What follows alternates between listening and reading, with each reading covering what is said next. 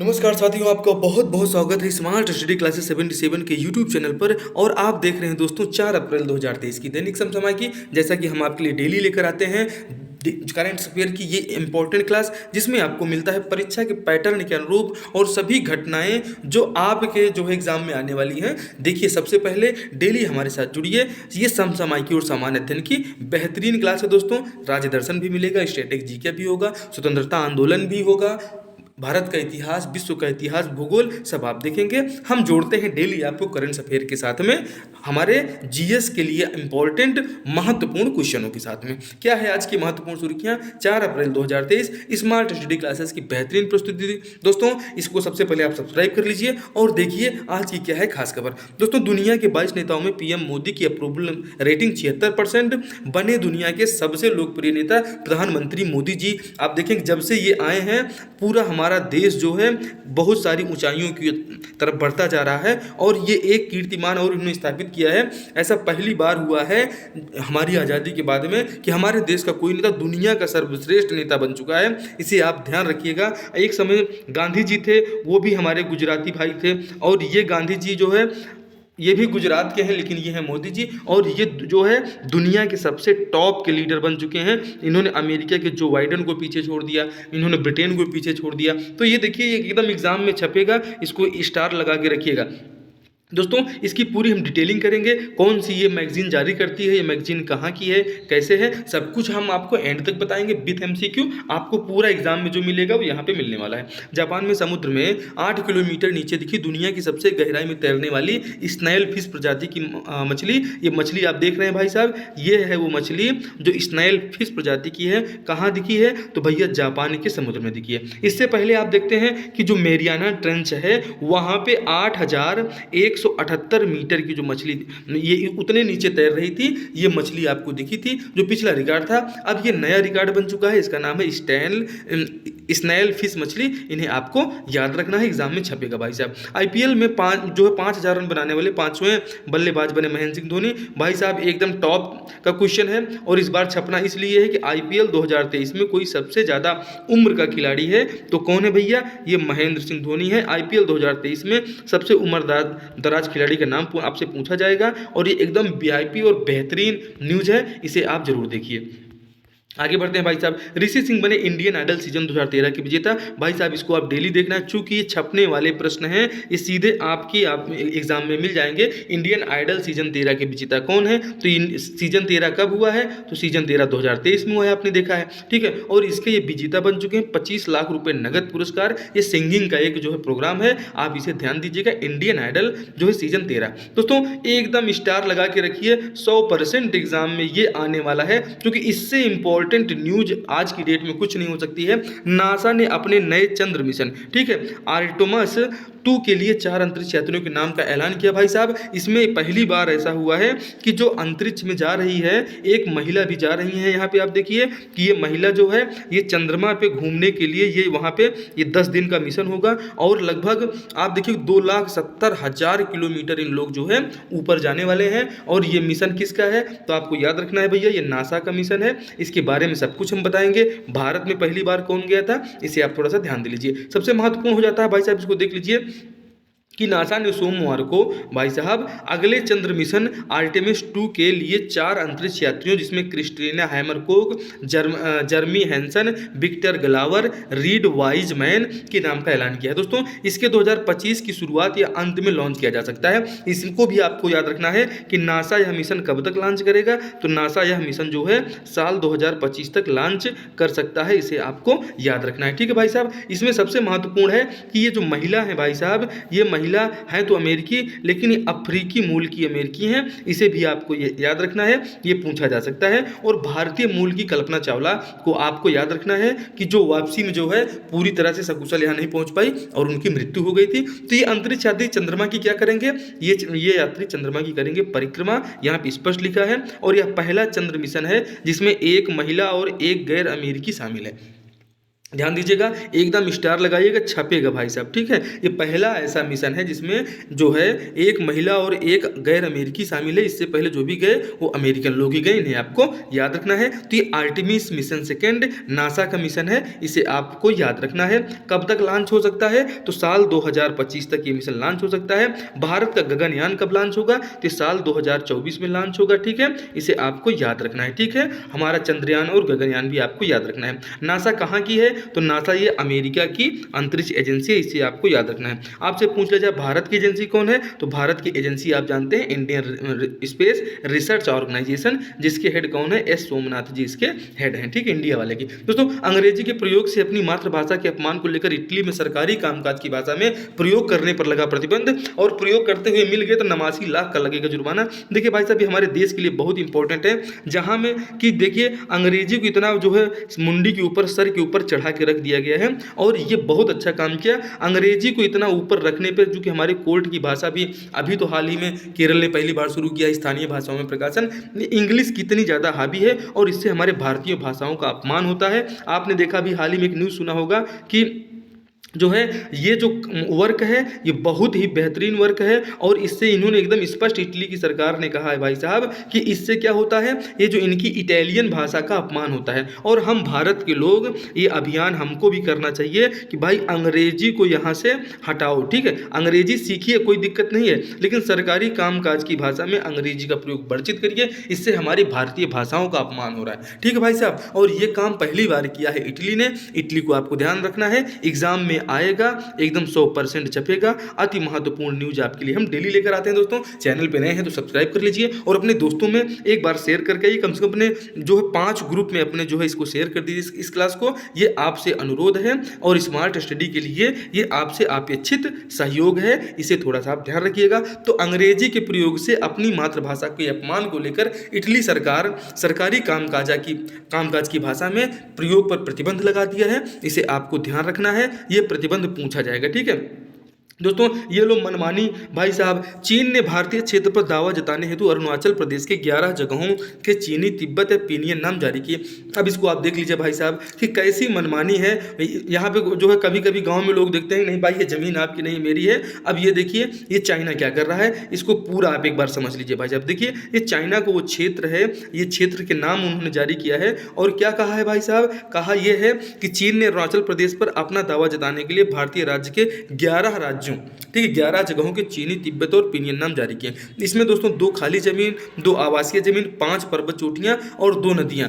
इन्होंने दोस्तों ये क्या बोल रहे हैं, अपना नाम जारी कर दे रहे हैं, और कह रहे हैं ये ऐसा है कि अब ये भारत का हो चुका है भाई साहब, तो ये मतलब चाइना का हो चुका है। ये चाइना के लिए इन्होंने नाम में परिवर्तन किया है भाई साहब। ये अपने मन से, जैसे भाई आपके पास गाड़ी है और आपके पास जो है ज़मीन है, आपके पास कंप्यूटर है, लैपटॉप है, और मैं कहूँ ऐसा है कि ये जो है कंप्यूटर अब मेरा हो गया, अब ये कंप्यूटर आपका नहीं है। तो ऐसा ही चाइना ये जबरन ऐसा काम कर रहा है भाई साहब। ये तो बहुत गलत है हमारे देश के लिए, और इस प्रकार से नामकरण वो पहले भी कर चुका है और लगातार करते आ रहा है। तो ये न्यूज़ बेहद ही खास हो जाती है, चूँकि डोकलाम वाली न्यूज़ छपी थी, कई बार पेपर में आई थी, तो ऐसे ही प्रश्न तो पेपर में आते हैं। तो इन्हें आप याद रखिएगा, कितनी जगहों का, 11 जगहों का नाम जो है इसने अपने जो है भाषा में इसको नाम दे दिया कि हमारे यहाँ है। पूर्वोत्तर क्षेत्र का चौथा B20 सम्मेलन 2023 आज से 6 अप्रैल तक। नागालैंड की राजधानी आप जानते हैं कौन सी है, नागालैंड की राजधानी है कोहिमा, को आप याद रखिएगा। तो कोहिमा में क्या हो रहा है भैया, ये B20 सम्मेलन हो रहा है 2023 का 6 अप्रैल से,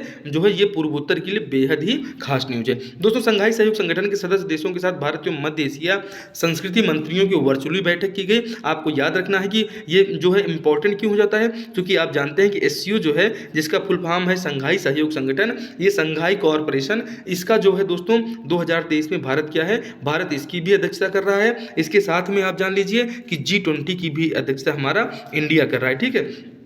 तो इसी के जो मंत्रियों की बैठक है भाई साहब, ये वर्चुअली जो है संघाई सहयोग संगठन के सदस्य देशों के साथ भारत एवं मध्य एशिया। अब मध्य एशिया की बात करें तो आप थोड़ा सा मध्य एशिया के देशों के बारे में देख लीजिए। आपने नाम सुना होगा किसका, किर्गिस्तान का नाम सुना है ना भाई साहब। ये जो किर्गिस्तान है, ये किर्गिस्तान कहाँ का देश है, तो इन्हीं को कहा जाता है मध्य एशिया का देश, ठीक है। कौन कौन से देश आएंगे आप देख लीजिए, ये किर्गिस्तान आ जाएगा, उसके बाद ताजिकिस्तान आ जाएगा, उसके बाद तुर्कमेनिस्तान आ जाएगा। ये सब ये मध्य एशिया के देश हैं, और ये G20 ये संघाई सहयोग संगठन में हमारे साथ हैं। अब संघाई सहयोग संगठन में भारत के साथ क्या पाकिस्तान भी है इसका मेंबर? तो जी हाँ, पाकिस्तान भी मेंबर है। भारत इसका मेंबर पूर्ण रूप से कब बना था? तो साल 2017 में बना था। इसे भी थोड़ा सा आपको याद रखना है। इसमें आपको पाकिस्तान भी मिलेगा, इसमें भारत तो है ही, उसके बाद चाइना आपने देखा ही, उसके बाद किर्गिस्तान भी मिलेगा, ताजिकिस्तान मिलेगा। इन सबको आपको याद रखना है, ठीक है। ये एग्जाम में पूछ लिया जाता है क्योंकि संघाई सहयोग संगठन की हम अध्यक्षता कर रहे हैं और इसलिए ये हमारी परीक्षा के लिए बेहद ही महत्वपूर्ण हो जाता है। अगली स्लाइड की तरफ बढ़ते हैं दोस्तों। इसरो ने खुद ब खुद लैंड होने वाले अपने reusable launch vehicle autonomous landing mission का सफल परीक्षण किया भाई साहब। ये इसका रिवाइज हम इसलिए कर रहे हैं भाई साहब कि ये जो हमारा RLBLES मिशन है, इसे इस नाम को याद रखिएगा। ये नाम क्या है? RLBLES मिशन भाई साहब, रीयूजेबल लॉन्च व्हीकल। कहने का मतलब है कि ये जो आप जहाज यहाँ पे देख रहे हैं, इस जहाज को इन्होंने यहाँ पे टेस्टिंग हुई है और ये इसरो का बहुत अच्छा कारनामा है। RLBLES जो है इसका फुल फॉर्म हो जाएगा reusable launch vehicle autonomous landing mission, ठीक है। तो ये जो लैंडिंग मिशन है भाई साहब, इसमें हमारे इसरो ने बहुत बड़ी उपलब्धि हासिल कर ली है। क्या उपलब्धि हासिल कर ली है भाई साहब? कि ये जो रीयूजेबल है, इसे आप ध्यान दीजिएगा कि इसमें जो है इसने क्या किया कि विंग बॉडी को हेलीकॉप्टर के जरिए 4.5 किलोमीटर की ऊंचाई पर ले जाया गया और रनवे पर ऑटोमनस जो इसका मतलब है कि खुद ब खुद लैंड होने वाला, ठीक है। खुद ब खुद अपने आप ये लैंड कर लेगा, क्योंकि हमारा देखिए कि हमारा जो चंद्रयान मिशन है वो भी मंगल मिशन फेल हुआ था, हमारा रोवर लैंड नहीं कर पाया। अब हमने वो जो है हम अपने प्लान के ऊपर भी ये टेक्नोलॉजी सेट कर चुके हैं कि हमारे प्लान अब अपने मर्जी से जो है, ये देखिए जो तीनों ये टायर दिख रहे हैं ना भाई साहब, ये जो यहाँ पे टायर दिख रहे हैं, ये टायर अपने आप बंद हो जाएंगे और जब इनको लैंड करना होगा तो फिर से अपना मुंह खोल के आ जाएंगे और वहाँ पे ये प्लेन लैंड हो जाएगा। ये बहुत अच्छी टेक्नोलॉजी है। पूछ लिया जाए किसने किया है भैया, तो इसको किया है हमारे इसरो ने। किसने किया है? इसरो को आप नाम याद रखिएगा। इसरो कई बार एग्जाम में आता है, पूछा जाता है, ठीक है। इसका विकास किसने किया है? इसरो ने किया। इसरो का फुल फॉर्म पूछ लिया, क्या बताएंगे? इंडियन स्पेस रिसर्च ऑर्गेनाइजेशन, इसका नाम बताएंगे। और सोमनाथ इसके क्या है? सोमनाथ अभी इसके वर्तमान में अध्यक्ष हैं। इसे भी आपको याद रखना है। तो ये बहुत महत्वपूर्ण हो जाता है। इसमें एक चीज़ और क्या महत्वपूर्ण है कि ये लॉन्च कहाँ से किया गया भैया? तो कर्नाटक के चित्रदुर्ग से लॉन्च किया गया है। इसे भी थोड़ा दिमाग में रखना है। कहाँ से लॉन्च हुआ है? तो कर्नाटक के चित्रदुर्ग से, ठीक है भाई साहब। ये चित्रदुर्ग से लॉन्च हुआ है, इसे आप जरूर याद रखिएगा। चित्रदुर्ग कहाँ पड़ेगा? कर्नाटक में पड़ेगा। आगे बढ़े भाई साहब। दोस्तों, वाइस एडमिरल संजय जसप्रीत सिंह ने नौसेना के उप प्रमुख का कार्यभार संभाला। अब ये वाइस एडमिरल कौन है भाई साहब? ये जसजीत सिंह है। एकदम परीक्षा के लिए लल्लन टॉप है भाई साहब। आपको इसको रिवाइज करते हुए चलना है, भूलना नहीं है। वाइस एडमिरल संजय जसप्रीत सिंह नौसेना के क्या बने हैं? उप प्रमुख बने हैं। इन्हें आपको याद रखिएगा। 1961 में अर्जुन पुरस्कार से सम्मानित पूर्व भारतीय क्रिकेटर सलीम दुर्रानी का 88 साल में हुआ निधन। अब हम देखेंगे दोस्तों करंट अफेयर के top MCQ with static G के भाई साहब। और न दुख न तकलीफ तो क्या खाक मजा है जीने में, बड़े बड़े तूफान थम जाते हैं जब आग लगी हुई सीने में। चलिए बताइए। अभी हमने आपको बताया था भारत संघाई सहयोग संगठन का पूर्ण सदस्य कब बना था। एकदम एग्जाम के लिए महत्वपूर्ण हो जाता है, तो बता दीजिएगा। साल 2017 में भारत क्या था? संघाई सहयोग संगठन का पूर्ण सदस्य बना था। ये परीक्षा के लिए आपके महत्वपूर्ण MCQ है। नासा के अंतरिक्ष मिशन में पहली बार किस महिला को चंद्रमा पर परिक्रमा करने के लिए भेजा जा रहा है भाई साहब? एकदम इसका उत्तर बताइए कि जो है ये आपका सही उत्तर हो जाएगा क्रिस्टीना हैमरकूक, इनका नाम है। और ये एग्जाम में एकदम छपेंगी भाई साहब, ठीक है, कि नासा के अंतरिक्ष मिशन में पहली बार किस महिला को चंद्रमा पर परिक्रमा करने के लिए भेजा जा रहा है। तो इनका नाम क्या है? इनका नाम हो जाएगा क्रिस्टीना हैमरकूक को आपको याद रखना है। उनके साथ में और कौन कौन सदस्य? 3 लोग और कौन कौन जा रहे हैं भैया? तो उन 3 लोगों का भी नाम जान लीजिए। पहली है कौन? ये महिला है, इन्हें आपको याद रखना है। ये एग्जाम में 100% आएंगी। और उसके बाद टोटल नंबर याद रख लीजिएगा, ठीक है। कितने लोग जा रहे हैं? 4 लोग जा रहे हैं। कौन भेज रहा है? तो ये नासा भेज रहा है। नासा कहाँ की अंतरिक्ष एजेंसी है? अमेरिका की अंतरिक्ष एजेंसी है। इसमें जर्मी हैसन, विक्टर ग्लावर और रीड वाइजमैन, ये चारों लोग जा रहे हैं। इन चारों का नाम इंपॉर्टेंट है। स्क्रीनशॉट भाई साहब लेके रख लीजिए, आपके एग्जाम में आएगा। देखिए ये क्या है भाई साहब, सबसे महत्वपूर्ण इसमें ये हो जाता है कि जो क्रिस्टीना हैमरकूक है पहली अफ्रीकन मूल की महिला है, ठीक है। ये अफ्रीकन मूल की अमेरिकी हैं, इन्हें आपको याद रखना है। और ये जो है नासा का पहला आर्टेमिस मिशन कब लॉन्च हुआ था? तो आप बता दीजिएगा। दिसंबर 2022 में नासा का आर्टेमिस मिशन लॉन्च हुआ था। ये एग्जाम में आता है और पूछा जाता है, इसलिए आपको हम बता रहे हैं दोस्तों। दुनिया के ग्लोबल लीडर अप्रूवल ट्रैकर में प्रधानमंत्री मोदी की अप्रूवल रेटिंग सर्वाधिक होने के साथ बने दुनिया के सबसे पसंदीदा नेता। यह सूची कौन जारी करता है? तो भाई साहब यह सूची जो है सबसे पहले तो आप जान लीजिए कि ये ऐसा नहीं कि साल में एक बार जारी होती है, ये वीकली जारी होने वाली ये जो है ये सूची है। और इसको जारी कौन करता है? तो अमेरिका के वाशिंगटन में स्थित है रिसर्च फर्म मॉर्निंग कंसल्ट, ये इसको जारी करती है। और इसने माना है कि हमारे मोदी जी की 76% अप्रूवल रेटिंग है। ये रेटिंग का पता कैसे लगाते हैं भाई साहब? कि जो हमारे मतदाता होते हैं, जो लोग चुनाव देते हैं, चुनाव में वोट करने जाते हैं, मतदाताओं का रुझान क्या है? मतदाताओं के रुझान में पूरी दुनिया में अभी सबसे ज़्यादा अच्छे नेता, सबसे ज़्यादा टॉप के नेता हमारे भारत के आदरणीय प्रधानमंत्री नरेंद्र मोदी जी हैं। इन्हें आपको याद रखना है। दोस्तों ये हिंडनबर्ग भी यहाँ पे दिख रहा है भाई साहब। अब हिंडनबर्ग क्या है? हिंडनबर्ग की वजह से दुनिया का सबसे मतलब अमीर आदमी और दुनिया का सबसे दूसरा अमीर आदमी कौन थे भाई साहब? तो हमारे अडानी जी थे। और इनकी रिपोर्ट के आने के बाद वो अडानी जी अब किस स्थान पे पहुँच चुके हैं? तो नवीन लिस्ट में वो 23वें स्थान पर पहुँच चुके हैं। यहाँ पे UNDP दिख रहा है भाई साहब। UNDP का फुल फॉर्म पूछ लिया जाए तो क्या बताएंगे आप? यूनाइटेड नेशन डेवलपमेंट प्रोग्राम, इसे आपको याद रखना है। UNDP का फुल फॉर्म होता है। और यहाँ पे ये भी दिया गया है ISS, ठीक है भाई साहब। तो ISS क्या होता है? इसे कमेंट बॉक्स में आप छाप दीजिएगा, ठीक है। हम लोग आगे बढ़ते हैं। रिसर्च फर्म मॉर्निंग कंसल्ट के कुल 20 देशों के नवीनतम डाटा। दोस्तों इसमें पूरी लगभग 20 देशों की डाटा इसमें इकट्ठे किए गए हैं। और यह अमेरिका कंपनी जो मतदाताओं के तौर पर बनी छवि का आकलन करके रिपोर्ट जारी करती है। इसमें टोटल 20 देशों का अध्ययन किया जाता है, इसे भी आपको याद रखना है। दुनिया के ग्लोबल लीडर अप्रूवल ट्रैकर प्रधानमंत्री मोदी जी की अप्रूवल रेटिंग दुनिया में पहले स्थान पर रहने वाले, आप ये देखिए पहले स्थान पे कौन है? पहले स्थान पे हमारे मोदी जी हैं। और ये दूसरे स्थान पे रहने वाले एंड्रेस मैनुअल लापोज ओब्राडोर किस देश के राष्ट्रपति हैं? मतलब पहले पे हमारे कौन है?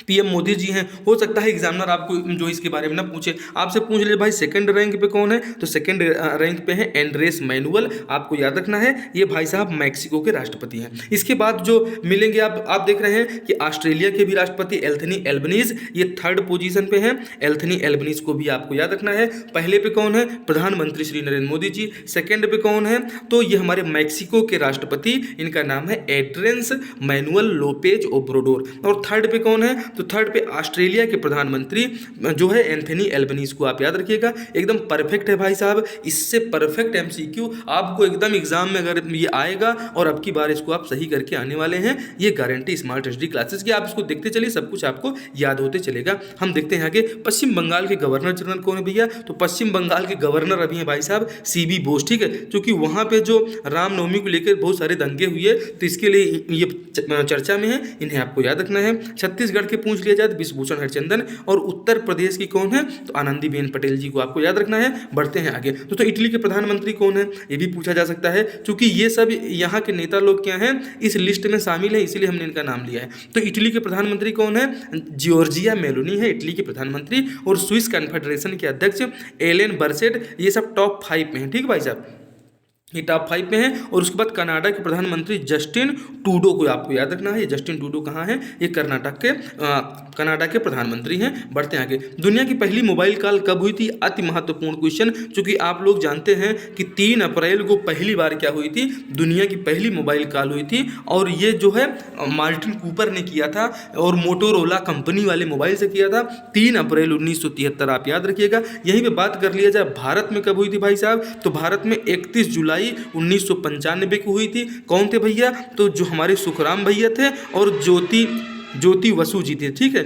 ज्योति बसु जी थे और सुखराम जो है उसमें संचार मंत्री थे। वर्ष 1995 की बात है। पहली बार ये जो है 31 जुलाई को हमारे यहाँ कॉलिंग हुई थी। इन्हें आपको थोड़ा सा ध्यान रखना है, ठीक है। इस प्रश्न का सही उत्तर क्या हो जाएगा कि दुनिया की पहली मोबाइल कॉल कब हुई थी? जिस मोबाइल में आप इस वीडियो को देख रहे हैं, इस पर फ़ोन करने की सुविधा पहली बार कब आई? तो ये आई है साल 1973 में। अमेरिका के मार्टिन कूपर ने इसको संभव बनाया था। इसे आपको याद रखना है, ठीक है। दुनिया की पहली मोबाइल कॉल किस कंपनी के मोबाइल से हुई थी? ये हमने आपको अभी बताया था कि मोटोरोला डायना TCS 800X इसका नाम था। और आप वीवो A4 थे, अभी बच्चा लोग आ रहे हैं। नोकिया 1100 भारत में बहुत चला है, आपको याद होगा, ठीक है। तो दुनिया की पहली मोबाइल कॉल किस कंपनी के मोबाइल से हुआ था? ये मोटोरोला कंपनी की थी, जिसका नाम था डायना TSC। और ये 800 मतलब 8000X इसका जो है नाम हो जाएगा। आगे बढ़ें दोस्तों, हैंड हेल्ड सेल फोन के जनक कौन है भैया? तो ये वही मोटोरोला वाली कंपनी है, इसी के जनक है मार्टिन कूपर, और इन्होंने ही सबसे पहले फ़ोन किया था। इन्होंने कहा कि हाँ भाई मैं जो है इस हैंड हेल्ड सेल फोन से बोल रहा हूँ, ठीक है। आइंस्टीन, ग्राहम बेल और वेलेंटीना तेरेस्कुआ के बारे में आपको कुछ पता है तो कमेंट बॉक्स में छापिए, अंत तक रही उसके बारे में हम बताएंगे। भारत की पहली मोबाइल कॉल कब हुई थी आपसे पूछ लिया जाए तो आप बता दीजिएगा 31 जुलाई 1995 को हुई थी, इसे आपको ये याद रखना है। और 3 अप्रैल को दुनिया की पहली मोबाइल कॉल हुई थी, ये तो अब आपको याद ही हो चुका है। और 16 मई 2010 आपके जीवन से कुछ संबंधित हो तो बताइए दोस्तों, भारत की पहली मोबाइल कॉल किसके किसके मध्य हुई थी भाई साहब? तो ये आप यहाँ देख लीजिए कि भारत की जो पहली मोबाइल कॉल हुई थी भैया, ये सुखराम हमारे जो संचार मंत्री थे और ज्योति बसु के मध्य में हुई थी। ये एकदम सही वाला आंसर इसका हो जाएगा। अब हम बढ़ते हैं आगे दोस्तों, थल सेना के अध्यक्ष पूछ लीजिए आपसे कौन है? तो भैया थल सेना के अध्यक्ष अभी कौन है? जनरल मनोज पांडे जी हैं, और ये भी 4 दिन की ऑस्ट्रेलिया की यात्रा पर गए हुए हैं। भारत के सीडीएस अभी वर्तमान में कौन है? अनिल चौहान जी हैं, इनको आपको भूलना नहीं है। आगे देखिए भाई साहब, ये काव्य बोध जो आपके एग्जाम के सिलेबस में है भाई साहब, ये डेली करंट अफेयर हम लेके आते हैं, और इसको आप देखिए कि काव्य बोध में हमने प्रबंध काव्य, मुक्तक काव्य, महाकाव्य, खंड काव्य, गीति काव्य सब कुछ बड़े अच्छे से कंप्लीट कराया है, क्योंकि रस की आत्मा कहा जाता है। तो ये क्लास दोस्तों आप हमारे सिलेबस में जाइए, उसमें जो प्लेलिस्ट में जाइए और आपके सिलेबस के अनुरूप ये क्लास आप इसको काव्य बोध जरूर देखिए। इसके बाद रस, छंद, अलंकार भी हम आपके लिए चैनल पे अपलोड है। एकदम एग्जाम इसके बाद आपको दूसरी क्लास नहीं देखना पड़ेगा, काव्य बोध की एक क्लास में काव्य से आने वाले सभी क्वेश्चन आप सॉल्व कर पाएंगे। तो ये देख लीजिए, आप इसी का स्क्रीनशॉट अगर रख लेते हैं तो काव्य से आने वाले 2-3 क्वेश्चन का तो आप इसी से जो है आंसर दे पाएंगे सीजी सब इंस्पेक्टर एग्जाम के मेंस परीक्षा में। ये हमारे सिलेबस में दोस्तों, सिलेबस के अनुरूप ही हम सामान्य अध्ययन का भी अध्ययन करवा रहे हैं। सिलेबस में जितना भी टॉपिक है इस सभी का अध्ययन हमने कराया है दोस्तों। ये वाली क्लासेस आप जरूर देखिए, और डेली करंट अफेयर आप देखते ही हैं, इसलिए पूरे मार्च महीने का करंट अफेयर एक साथ आपको देखना है। तो टॉप 200 क्वेश्चन हमने कराया है, इस क्लास को भी देख लीजिएगा। अगले देखिए भाई साहब, हाल ही में नियुक्त हुए नौसेना के उप प्रमुख वाइस एडमिरल संजय जसप्रीत सिंह ने किसका स्थान लिया है? तो इन्होंने जो स्थान लिया है भाई साहब, वाइस एडमिरल एसएन घोरमड़े का स्थान लिया है। ऑप्शन 1 आपका पूरी तरह से सही हो जाएगा। कांग्रेस के किस अधिवेशन में कांग्रेस नरम दल और गरम दल में विभाजित हो गई थी? अब हम कहाँ आ चुके हैं? भारत के आधुनिक इतिहास और स्वतंत्रता आंदोलन में आ चुके हैं। तो इसे आप देखिए कि क्या है भाई साहब सबसे महत्वपूर्ण, कि कांग्रेस के किस अधिवेशन में नरम दल और गरम दल में विभाजित हो गया था? तो भैया सब जानते हैं कि सूरत में क्या हुआ, सूरत में ये जो है नरम दल और गरम दल में विभाजित हो गए, ठीक है। तो सूरत अधिवेशन की अध्यक्षता कौन किया था? इसको कमेंट बॉक्स में छाप दीजिए, नहीं तो हम उसको भी आपको बता रहे हैं, टेंशन मत लीजिए। बेलगांव की किसने किया था? बेलगांव को हम आपको बता देते हैं, गांधी जी ने किया था। जो लखनऊ वाले का किसने किया था? तो लखनऊ वाले का अंबिका चरण मजूमदार ने किया था, और ये बहुत खतरनाक अधिवेशन था भाई साहब। इसी में भारत पाकिस्तान के बंटवारे की नींव रखी गई थी। इसके बारे में भी हम बताएंगे कि मुस्लिम लीग को कैसे जो है ये तिलक जी और मजूमदार आदि लोगों की सैंक्शन के कारण, मोहम्मद अली जिन्ना के सैंक्शन के कारण इस जो है कांग्रेस ने इनके प्रस्ताव को मान लिया कि सांप्रदायिक प्रतिनिधित्व पहली बार दिया गया था। आगे देखिए बनारस के बारे में बताएंगे, देखिए एक एक करके सभी अधिवेशनों को। दोस्तों सूरत अधिवेशन, ये सूरत अधिवेशन बहुत इंपॉर्टेंट है, क्योंकि कांग्रेस का क्या हुआ था, इसमें विभाजन हुआ था। कब हुआ था तो बता दीजिएगा, 26 दिसंबर 1907 को। इसके अध्यक्ष कौन थे? रास बिहारी बोस थे, और इसी में कांग्रेस क्या हुई, नरम दल और गरम दल में टूट गई। तो कांग्रेस का जो अधिवेशन सूरत अधिवेशन है ये अति महत्वपूर्ण है, एकदम स्टार लगा के रखिएगा।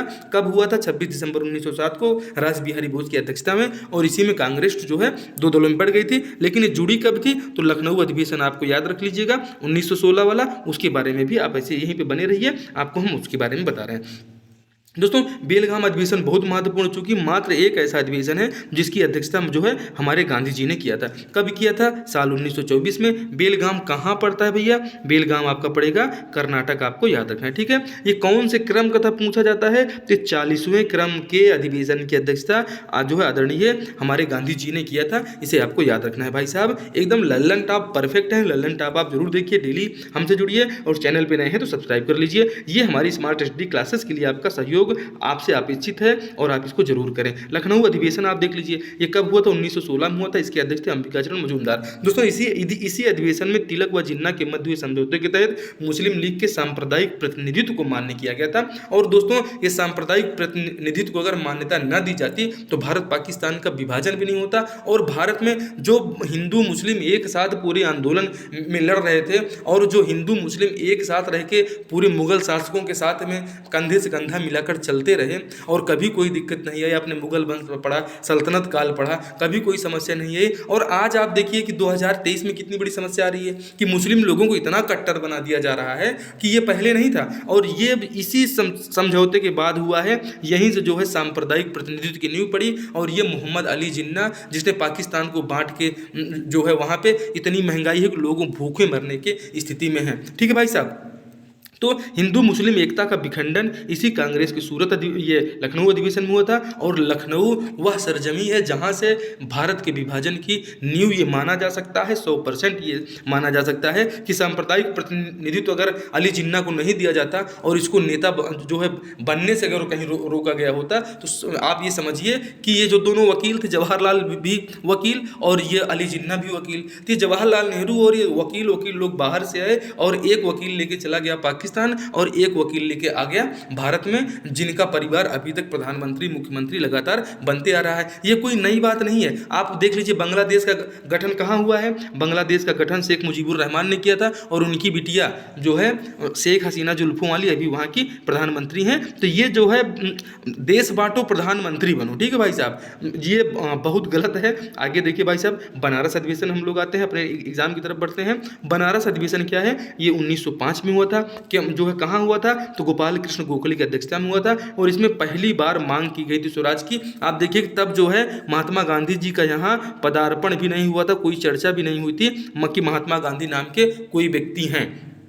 ठीक है, और फिर बाद में जब ये आएंगे तो ये गोपाल कृष्ण गोखले के गुरु के नाम से खाली याद किए जाएंगे। और सबसे टॉप पे कौन चला जाएगा, गुरु गुरुए रह गए, चेला शक्कर हो गए। तो ये जो है इनके चेला है भाई साहब महात्मा गांधी। और बनारस अधिवेशन में तब ये गोपाल कृष्ण गोखले जो है ये क्या है उसका अधिवेशन किए थे और गोपाल कृष्ण गोखले की अध्यक्षता में पहली बार स्वराज की मांग की गई थी। ये एग्जाम में आता है कि नहीं आता है, अगर आप तैयारी कर रहे हैं तो इसकी इंपॉर्टेंस को समझ रहे होंगे, और तैयारी नहीं कर रहे हैं तो एक सिंपल टाइप का लग रहा होगा, हाँ ये तो जो करंट अफेयर चल रहा है, बस हम खाली देख ले रहे हैं। बनारस अधिवेशन कब हुआ था, अति महत्वपूर्ण है, 1905 में हुआ था। अध्यक्षता गोपाल कृष्ण गोखले ने किया है। कितनी बार सीजी व्यापम सीजीपीएससी ने पूछा है, अगर आप तैयारी कर रहे हैं तो एक बार ओल्ड पेपर उठा के देख लीजिए। ठीक है भाई साहब, कृत्रिम हैचिंग से पैदा की गई मादा सोन चिरैया गुणावल ग्रेट इंडियन बस्टर्ड्स के अंडे से हुआ चूजे का जन्म भाई साहब कहाँ पे हुआ था, तो ये हुआ था जैसलमेर राजस्थान में। इसे आपको याद रखना है भाई साहब। अपनी धरती पर क्रिकेट विश्व कप जीतने वाला दुनिया का पहला देश कौन है, ये हमारा भारत है। हाल ही में aeronautical range test ATR Chitradurga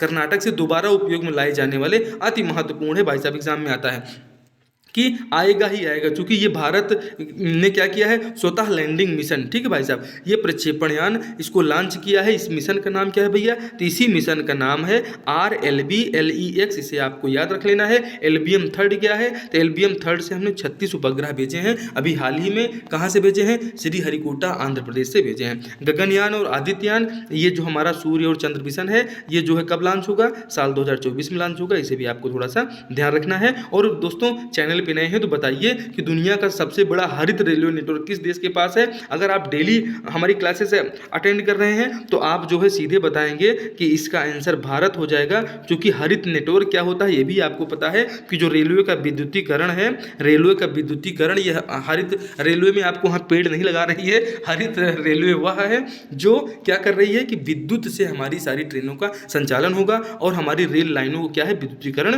किया जा रहा है। तो इसी को दुनिया का सबसे बड़ा जो है हरित रेलवे नेटवर्क हमारे प्यारे इंडिया का है। दोस्तों डिफेंस एंड स्ट्रेटेजिक स्टडीज में MPhil और MSc वाइस एडमिरल अतुल आनंद बने नौसेना संचालन के महानिदेशक। एकदम इंपॉर्टेंट है, इसको आपको याद रखिएगा। नौसेना संचालन के महानिदेशक कौन है, इनका नाम है एडमिरल अतुल आनंद। इसे आप थोड़ा सा रिवाइज करते हुए चलिए। भारत में नई विदेश व्यापार नीति कब से लागू हुई है भैया, तो आप ये बता दीजिए कि भारत में नई विदेश व्यापार नीति 1 अप्रैल 2023 से लागू हो चुकी है। इसमें सबसे ज़्यादा महत्वपूर्ण क्या है कि दुनिया भर के देशों में ये नीति आने से पहले ही दुनिया के लगभग 18 देशों ने जो है सैंक्शन दे दिया था। ठीक है भाई, हम अपना व्यापार किस में करेंगे, रुपया में करेंगे। ठीक है, अब व्यापार किस में होगा, रुपया में होगा। और ये जो है इस नई विदेश व्यापार नीति का मुख्य विषय है कि जो है इसमें क्या यही प्रश्न पूछा जाएगा कि भाई रुपये को जो है अंतर्राष्ट्रीय ग्लोबल मुद्रा बनाने के लिए हम क्या कर रहे हैं, हम उसको कर रहे हैं कि रुपयों में हम जो है माल देंगे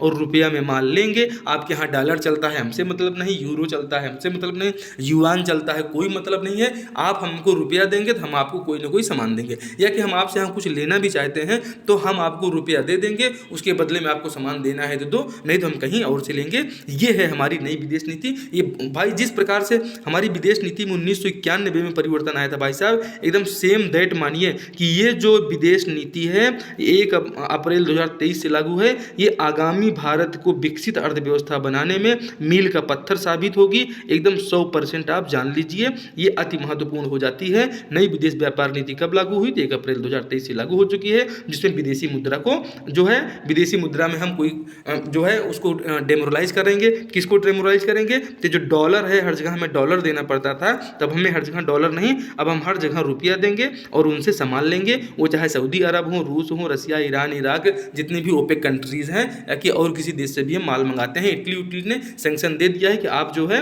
हमको रुपया दीजिए, हम आपको रुपया जो है रुपये में खरीदारी आपसे करेंगे। अगला देखिए, 100% ODF प्लस गांव होने वाला देश का पहला राज्य कौन है? तमिलनाडु है। दूसरा ये तेलंगाना है, दूसरे पे तमिलनाडु आ जाएगा और तीसरे पे कर्नाटक। ये तीनों टॉप स्टेट हैं। इन तीनों स्टेटों को आपको याद रखना है कि ODF प्लस। अब बहुत लोग जो है सोच रहे होंगे भाई साहब ये ODF किस चिड़िया का नाम है? ठीक है, ठीक है, तो ओपन, इसका फुल फॉर्म क्या है? ओपन डेस्टिफिकेशन ऐसा कर कुछ है। ये क्या है? स्वच्छ, ठीक है, माफ़ कीजिएगा, खुले में शौच मुक्त। ठीक है, खुले में शौच मुक्त। खुले में शौच मुक्त मतलब भाई साहब मोदी सरकार आपको जो है पैसा दे रही कि आप अपना शौचालय बनवा लीजिए, और सवेरे जब शौच करने जाएँ तो किस में जाएँ? अपने अपने शौचालय में जाएँ। दरवाज़ा खोलो अभियान भी जो है अमिताभ बच्चन जब शुरू में ये लेकर आए थे, तो इसे आप याद रखिएगा। इसी में जो है 100% ODF, आप समझिए कि हमारे देश की लगभग 40% ग्रामीण जो है ये क्या हो चुकी है? ग्रामीण आबादी, हमारे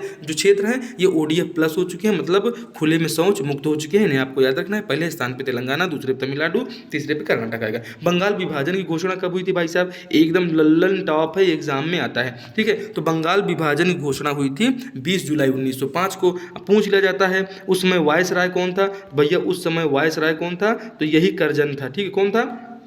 करजन। इसको लॉर्ड कहने की ज़रूरत आपको नहीं है, क्योंकि ये लॉर्ड वार्ड नहीं है, ये सब बहुत बड़े क्या हैं? निकम्मे लोग हैं। ठीक है भाई साहब, निकम्मे लोग थे, इनको आप याद रखिएगा। ये बंगाल विभाजन की घोषणा कब हुई थी? तो 20 जुलाई 1905 को हुई थी। 16 अक्टूबर 1905 को क्या हुआ था? 16 अक्टूबर 1905 को लागू हुआ था। 7 अगस्त 1905 को क्या हुआ था? तो भैया इसके विरोध में स्वदेशी आंदोलन की घोषणा हुई थी, इसे आपको याद रखिएगा। 30 दिसंबर 1916 क्या हुआ था? तो 30 दिसंबर 1916 को ढाका में सलीमुल्लाह के नेतृत्व में मुस्लिम लीग की स्थापना हुई थी। ये चारों जो ऑप्शन दिए गए हैं भाई साहब, 20 जुलाई 1905 क्या हुआ था? बंगाल विभाजन घोषणा। ये 16 अक्टूबर 1905 से लागू हुई। 7 अगस्त को शुरू हो गया था बंगाल विभाजन के विरोध में स्वदेशी आंदोलन की घोषणा हो गई थी। स्वदेशी आंदोलन प्रारंभ हो गए थे। प्रश्न पूछे गए हैं, आप इस स्टार लगा के रखिएगा, ये डेट आपको याद रखना है। 30 दिसंबर 1906 को क्या हुआ था? ये जो ढाका में मुस्लिम लीग का जो है गठन हुआ था। मुस्लिम लीग जो है कौन था? तो वहाँ के जो नवाब थे भाई साहब, वहाँ के नवाब ने क्या किया?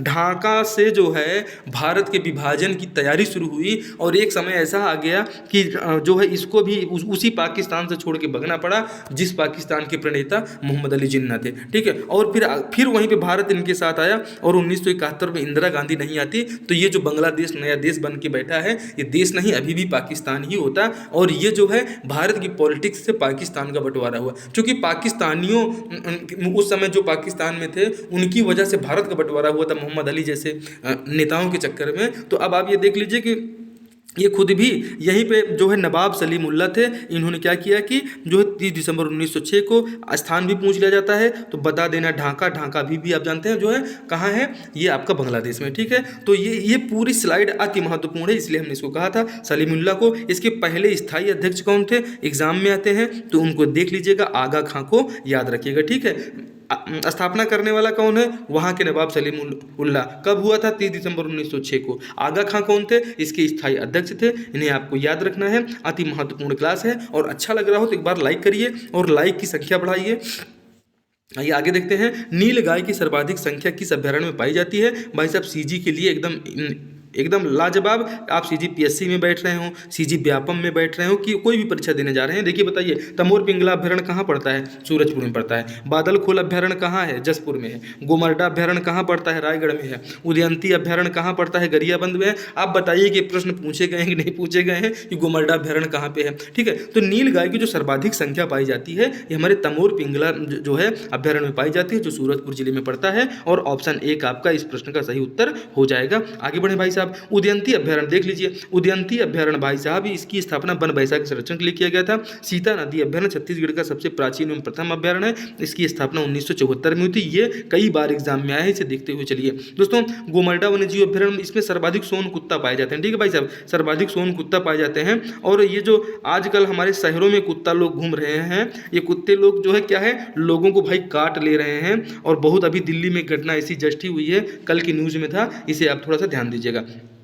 क्षेत्रफल की दृष्टि से छत्तीसगढ़ का सबसे छोटा अभ्यारण्य कौन सा है? एग्जाम में पूछा जाता है, स्टार लगाइए जो है। तो ये बादलखोल जो है ये सबसे छोटा अभ्यारण्य है। इसका क्षेत्रफल मात्र 105 वर्ग किलोमीटर है। स्थापना हुई थी सीता नदी के बाद। सीता नदी 1974 में हुआ और 1975 में बादलखोल अभ्यारण्य हो गया। ये दोनों चीज़ें आपको याद रखना है। एक बार फिर से दिखा दूँ, देख लीजिए आप यहाँ पे। सीता नदी अभ्यारण्य का जो है ये सबसे पहला अभ्यारण्य जो कौन सा था? ये सीता नदी अभ्यारण्य था और इसकी स्थापना 1974 में हुई थी। और ये देखिए कि क्षेत्रफल की दृष्टि से सबसे छोटा अभ्यारण्य जो बना था बादलखोल, इसकी स्थापना 1975 में हुई थी। इसे भी आपको याद रखना है। मौर्य वंश का संस्थापक किसे माना जाता है? एग्जाम में एकदम एक बार में आ जाता है।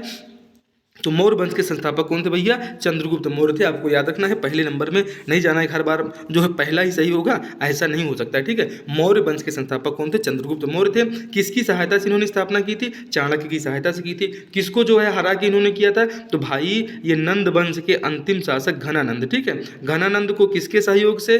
तो हमारे चाणक्य महोदय, जिनको आप कौटिल्य के नाम से जानते हैं, तो चाणक्य महोदय के सहयोग से इन्होंने ये महत्वपूर्ण कार्य किया था। किस लिए किया था? क्योंकि चाणक्य का अपमान हुआ था, इसको योद्धा चाहिए था। हम आपको बिंबिसार और राजा शत्रु के बारे में बता रहे हैं, देखते चलिए। नंद वंश प्रथम गैर क्षत्रिय वंश था।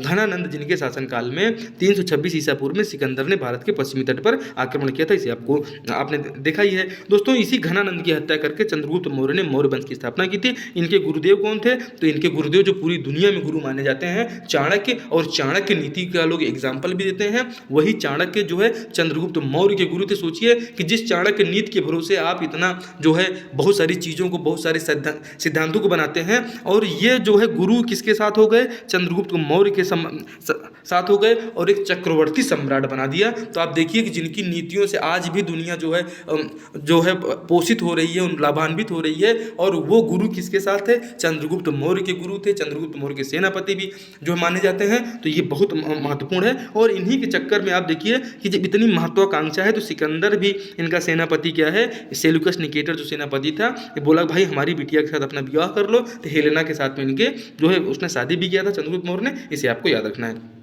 ये पितृहंता वंश है भाई साहब। ये अपने बाप को जो है तड़पा तड़पा के मार डाला था अजात शत्रु जो है। बिंबिसार जो है हर एक वंश के राजा थे, जिसके वंश को पितृहंता वंश कहा जाता है। अब देखिए कि एक ऐसे व्यक्ति जो एक वंश की स्थापना कर रहे हैं और इसका बेटा इसको भूख से तड़पा तड़पा के मार डाल रहा है। भाई साहब कितनी बड़ी जो है भ्रांति है। और ये भ्रांति नहीं, ये सत्य है। ये इन्होंने ऐसा किया है। और आज भी भारत में कई ऐसे बहुत लोग हैं जो विदेशों में चले जा रहे हैं, एक अपने माता पिता को जो है अनाथ आश्रम में छोड़ क्या रहे हैं। ये बहुत गलत नीति है भाई साहब। आप जो है औरंगजेब मत बनिए, जिसने अपने पिता को क्या किया था कि शाहजहां जो है खाली देखते देखते ताजमहल को मर गए बेचारे। ठीक है, कैद खाने में उनको डाल दिया था। तो ये भारत का इतिहास नहीं, ये हर जगह जो है आप देखने को मिलता है। लेकिन ये अच्छी चीज़ें नहीं है कि जिसके बाप ने अपने बेटे के लिए इतना बड़ा साम्राज्य जो है बनाया और उस बेटे ने अपने बाप को भूख से तड़पा तड़पा के मार डाला। This is very wrong in our history. ये बहुत ही निंदनीय है भाई साहब। ठीक है, छत्तीसगढ़ में विधानसभा में कुल कितनी जनजातीय समूहों की संख्या है? तो छत्तीसगढ़ विधानसभा में टोटल जनजातीय समूह की संख्या 42 है। मतलब 42 जनजातीय समूह हैं और 161 इनकी क्या है? उपजातियां हैं। इन्हें आपको याद रखना है। बढ़ते हैं हम अगले प्रश्न की ओर, जिन्हें आपके एग्जाम में है मिलने वाले। आपके एग्जाम में बिल्कुल ये पूछा गया है कि जनजातीय अनुसंधान प्रशिक्षण संस्थान कहाँ है? रायपुर में है। बस्तर को क्या कहते हैं? बस्तर को ही जनजातियों का भूमि कहा जाता है। जब बात बस्तर की आती है तो हाल ही में CRPF ने अपना 84वां स्थापना दिवस कहाँ पे मनाया था? तो ये बस्तर में मनाया है, इसे आपको याद रखना है। और यहीं से जो है दोस्तों हल्बी भाषा में, ठीक है, हल्बी भाषा में बस्तर के आदिवासियों के लिए हल्बी भाषा में समाचार प्रसारण केंद्र का भी शुभारंभ किया गया है। ये सीजी एग्जाम्स के लिए एकदम लल्लन टॉप है, ये पूछा जा सकता है। दोस्तों हाल ही में छत्तीसगढ़ की भूपेश बघेल सरकार ने वकीलों की सुरक्षा के लिए एक विधेयक लाया है, तो ये विधेयक भी माना जा सकता है किस राज्य सरकार ने वकीलों की सुरक्षा के लिए विधेयक लाया है, तो ये हमारी छत्तीसगढ़ की सरकार है। छत्तीसगढ़ की जो है महत्वपूर्ण योजना नरवा गरवा घुरवा बारी, जो बहुत ही महत्वाकांक्षी योजना है, इसके बारे में हमने आपको कल पढ़ाया था, एक बार उस वीडियो को देख लीजिए। गोंड राज्य जो है, आप ये देखिए कि यहाँ की जो गोंड जनजाति है, ठीक है, ये हमारे छत्तीसगढ़ की सबसे बड़ा जनजातीय समूह है। और सबसे ज़्यादा अगर जो है गुंदना कोई गुदाता है तो बैगा लोग गुंदना गुदाते हैं। और सबसे बड़ा जनजातीय समूह पूछा जाएगा तो स्टार लगा के रख लीजिए भाई साहब, एग्जाम में आने वाला है। ये गोंड जनजातीय समूह को छत्तीसगढ़ का सबसे बड़ा जनजातीय समूह कहा जाता है। तार सप्तक के प्रथम कवि कौन है भैया, एकदम महत्वपूर्ण है, नीलकंठ की उपाधि से सम्मानित है हमारे गजानन माधव मुक्तिबोध को आपको याद रखना है। इनकी जो है महत्वपूर्ण रचनाओं को भी हम देखते हैं। चांद का मुंह टेढ़ा, ये गजानन माधव मुक्तिबोध ने लिखा है। अब कोई जो है ये कौन लिख रहा है कि भाई जो है उसकी गर्लफ्रेंड का मुंह टेढ़ा, तो गर्लफ्रेंड का मुंह टेढ़ा नहीं भाई साहब, गर्लफ्रेंड का मुंह अगर ऐसे भी होगा तो क्या दिक्कत है, ठीक है, कोई दिक्कत थोड़ी ना है।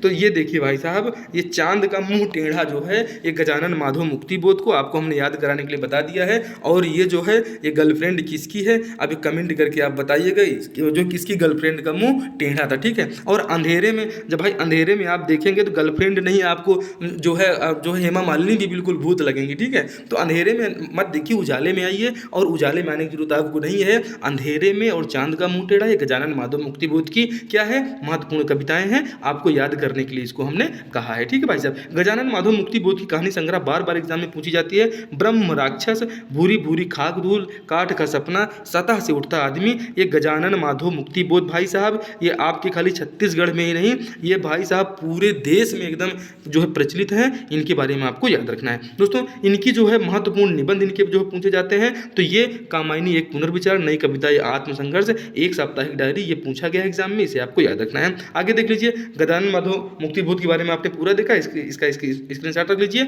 और हम देख लेते हैं पदम पुन्नालाल बख्शी। दोस्तों पदम पुन्नालाल बख्शी जो थे सरस्वती पत्रिका के संपादक थे।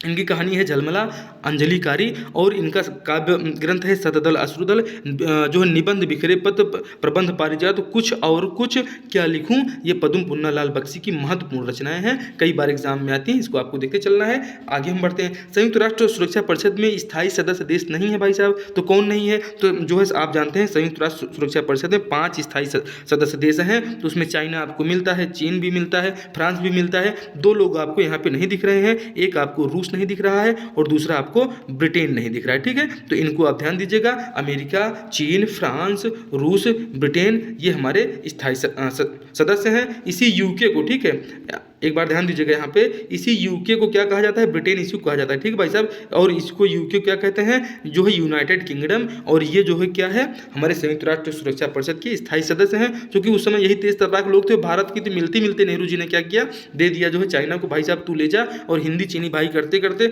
1962 में क्या है, जो इतना बड़ा अरुणाचल प्रदेश का क्षेत्र कब्जा किया है, और आज भी वो कब्जा करते हुए चले आ रहे हैं, ठीक है। राष्ट्रीय शिक्षा परिषद एग्जाम में आया हुआ है, इसकी स्थापना कब हुई थी, तो जब बंगाल का विभाजन हुआ था, तो बंगाल विभाजन के विरोध में 1906 में 15 अगस्त 1906 को राष्ट्रीय शिक्षा परिषद की स्थापना हुई थी। एग्जाम में पूछा गया है, कई बार एग्जाम में आया है, ठीक है भाई साहब। आगे बढ़े। भारत का केंद्रीय एवं सर्वोच्च बैंक किसे कहा जाता है भैया, तो भारत का केंद्रीय एवं सर्वोच्च बैंक भारतीय स्टेट बैंक को नहीं कहते हैं, ठीक है। इसको किसको कहते हैं, इसको कहते हैं आरबीआई को, जिसका फुल फॉर्म हो जाता है रिजर्व बैंक ऑफ इंडिया। इसे आपको ध्यान रखना है भाई साहब। रिजर्व बैंक ऑफ इंडिया के बारे में बात कर लें, इसकी स्थापना 1 अप्रैल 1935 को हुई थी, 1 जनवरी 1949 को राष्ट्रीयकरण हुआ था। और भारत की आर्थिक राजधानी कौन सी है, मुंबई है, और यहीं पर इसका क्या हो जाता है, मुख्यालय हो जाता है भाई साहब। भारतीय मुद्रा ये क्या करता है रिजर्व बैंक, तो हमारा आरबीआई भाई साहब महत्वपूर्ण काम है, पूछे जाते हैं। आरबीआई मुद्रा जारी करता है, बैंकों का बैंक कहलाता है, और मौलिक एवं जो है शासन नीति का निर्माण करता है। सबसे खास बात यह है कि अगर आप पैसा लेना चाहें, भाई साहब हमको लोन दे दो, तो आपको लोन नहीं देगा, बिल्कुल नहीं देगा। ये लोगों को लोन देने वाली बैंक नहीं है आरबीआई, ठीक है। आपने देखा है बैंकों का बैंक है, ठीक है, मतलब बैंकों का चाचा आप इनको कह सकते हैं, ठीक है। आगे देखिए भाई साहब, सरकार का बैंकर क्या कहलाता है? यही आरबीआई कहलाता है। ये सरकार का बैंकर भी कहलाता है और ये राज्य सरकारों के बैंक के रूप में भी कार्य करता है। इसे आरबीआई कहते हैं। अब आप आगे बढ़िए और देखिए जीएसटी क्या है, एग्जाम में हर बार पूछा जाता है, इसलिए हम इसको रिवाइज करा रहे हैं। आपको जब तक याद नहीं हो जाएगा कि किस संविधान संशोधन के तहत जीएसटी आया, तो 101वें संविधान संशोधन के तहत कब से लागू हुआ है, तो 1 जुलाई 2017 से लागू हुआ है। लोकसभा में पारित हुआ था 6 मई 2016 को, 3 अगस्त को राज्यसभा से पारित हुआ और राष्ट्रपति के हस्ताक्षर इसमें 16 सितंबर को हुए थे। इसे भी थोड़ा सा आपको याद रखना है। नाबार्ड आपसे पूछ लिया जाए, नाबार्ड किस पंचवर्षीय योजना के दौरान चालू हुआ था, तो नाबार्ड जो है हमारी छठी पंचवर्षीय योजना के दौरान में चालू हुआ था। ये इसमें क्या क्या और महत्वपूर्ण आप देख लीजिए कि इसे 12 जुलाई 1982 को क्या हुआ है, नाबार्ड की जो है स्थापना हुई छठी पंचवर्षीय योजना के दौरान। नाबार्ड का मुख्यालय पूछा जाता है तो ये हमारी आर्थिक राजधानी मुंबई में पड़ता है। और जो किसान क्रेडिट कार्ड होता है भाई साहब, जारी करने वाला हमारा ये नाबार्ड ही है। नाबार्ड का फुल फॉर्म बता दीजिएगा, national bank for agriculture and rural development, आपको याद रखना है भाई साहब, ठीक है। पूर्व प्रधानमंत्री मनमोहन सिंह 1982 से 85 तक क्या थे, ये आरबीआई के गवर्नर रह चुके हैं। और हमारे जो है रघुराम राजन जी को क्या मिला है, जो है दुनिया के सर्वश्रेष्ठ गवर्नर का पुरस्कार साल 2015 में मिला था। लेकिन आपसे पूछ लिया जाए साल